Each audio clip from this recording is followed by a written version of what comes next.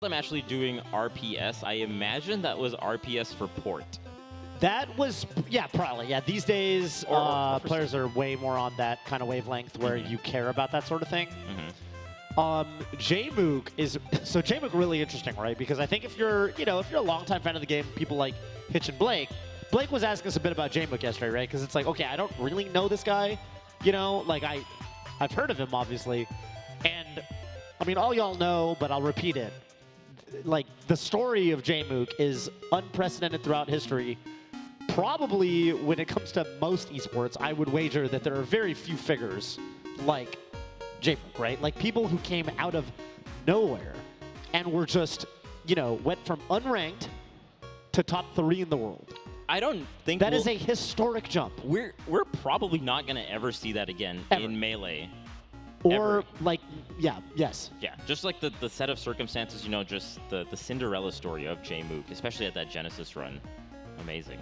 I mean, Brandon, like basically, it's like winning the finals or at least getting the finals in your rookie year, right? Like this is essentially Jmook's rookie year. It is unprecedented. He quit his Starbucks job a couple months ago and said, "Yeah, you know what? It turns out I'm pretty good in Melee. We're just gonna try this out. We'll see how it goes." And it's been going really well. But are you telling me there are people in this world that have been served coffee by this legendary Sheik? That is ridiculous. That is amazing. I wish I was one of those lucky patrons at that Starbucks. But Johnny, look at Johnny. Oh. That's the man right there. That's right. And Johnny's somebody who, over the years, I would say, has really shored up his Sheik matchup in particular. He used to be very vocally like, "Oh, I hate fighting Sheik. This is a really hard matchup." And I think he still doesn't like the matchup, but he's gotten so much better at it. I try to give him as much credit for this as possible because I really don't think he gets enough due credit for really refining this matchup. It's a tricky matchup. It's a really, really tricky matchup from both ends, but from the Falcons end, I think there's a real... You can get shut down really easily off the grab game and off the offstage game, right? From Falcons end. So you have to like counter that with your own combo game off of every grab that you get. Sorry, what I just saw was Johnny had all of the offense going and Jmook reversaled him offstage and turned it into a death combo. That's right. And what I've been noticing from Jmook all weekend in his sets against Ginger, I think the Ginger set really epitomized this.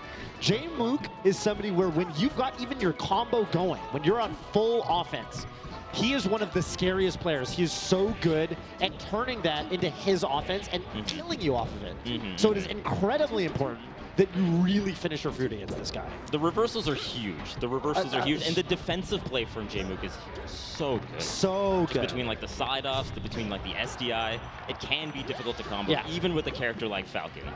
To me, he's another one of these players, kind of like Axe, with kind of like an assassin playstyle in that sense, where you kind of like, you're playing these kind of, players, and you kind of wonder, where did my stock go? Like, everything was going so swimmingly, where did my stock go? That just happens with these guys. For Jmook, it'll be like one up tilt grab, or something like right there. Even jumped into needles, and now you might die. Even there, not going into grab immediately was a really nice mix-up from Jmook. Jmook, right, with the forward tilt. So even amidst the combo game, there's so many mix-ups, specifically, I think, versus Falcon as well, that you got to watch out for. Oh, wow, forward tilt actually reaching over there. The stage. Yeah, poor Falcon. That does suck. Yeah, Falcon cannot really sweep spot the ledge with up B. Very unfortunate. Their set at Riptide, by the way, was 3-2. Their set at Big House was 3-0. Got it. And then Wave Dash was 3-1. So potentially there for S2J going into the set, right? Has shown to be able to at least push it to Game 5 in one of these sets. And that was one of, I think, S2J's really big tournaments. Was that, you said Riptide was where right? It was a 3-2. Yeah. Looked really, really good. Not only against Jmook, but also I think Game 5 against Plump at that tournament. Yeah. So Johnny's definitely got the, that's a really good fade back. That's a tough fade back to get where you don't get hit by the forward air from Jmook and then still be able to drift back to ledge, but a solid 3-stock. That's tough. That's tough. Jmook, I mean, absolutely a menace. Just a menace, yeah. And also, I think somebody who has never looked bad at this particular matchup. There's always been a healthy amount of Captain Falcon players in New York and in that area. I guess these days it would be like, you've got JoJo, you've got Papa? But yeah, definitely very well versed in the Falcon matchup. Yeah. Back in the day, of course. Well, not even back in the day. Of course, Smuckers. I would say Smuckers kind of classically the most, prominent, New York Falcon over the years. JoJo definitely making a case for that more recently, but... Oh, look at this. This is just... Oh, no! Okay. Jmook knows what he's doing. Even with the Omsa tech from S2J, even with the good DI, still a full combo from the right side to the left side. Oh, boy. Ooh, careful now. Yeah, and then there also, I mean, crouching Sheik is pretty difficult to contend with. I think Stomp is usually the huge counterplay here from the Falcons' end, but... Hey, crouching Sheik. Hidden Zelda. Ooh. I was going to say hidden tech chase. Oh, well, that's also, that's less hidden. You typically get that off the ground. You do get that, so it's not so hidden. That one's not so hidden. Okay. Ooh, tries to DI for the opposite tech there off that knee. Doesn't quite get it.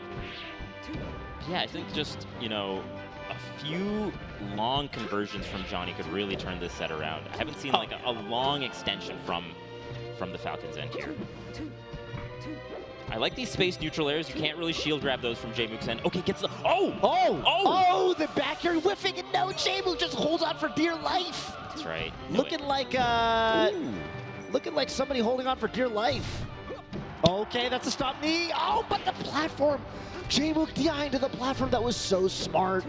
Excellent DI to just make sure that the platform interrupted the knee attempt. Again, there, even going for forward air into forward tilt instead of going just like for a fair grab. These mix-ups are so good. So, oh my. Crouching the grab. Just crouching, just holding resolute. That's right. Holding down. Holding down. So good. Oh, this could be some needles. Forward tilt again. Actually made it back. That's crazy. Johnny's a legend for that. No Falcon ever makes it back from there after getting hit by down smash. Almost never. Almost never. Jmook taking the stock without incurring too much extra damage, though. That's tough. Okay, can Edgeguard here? Yeah. Not quite. Oh, the needle's in the grab. I don't know if you just saw what I saw, Vish. Saw a little bit of tactical crouch coming in from Johnny Kim, which you love to see. But hang on a minute. Jmook, okay, isn't able to get the punish off of the recovery there, but 173, finally losing his second stock. I like the dash there from S2J to avoid Jmook out of the corner.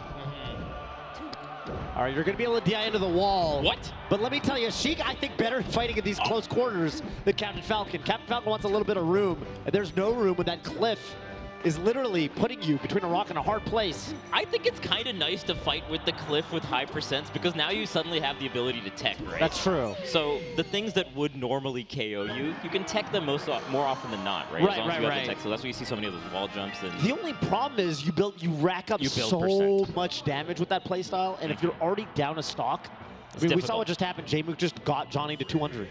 Cool. All right, you're just at 200, and when that cliff is down, I'll just kill you with anything.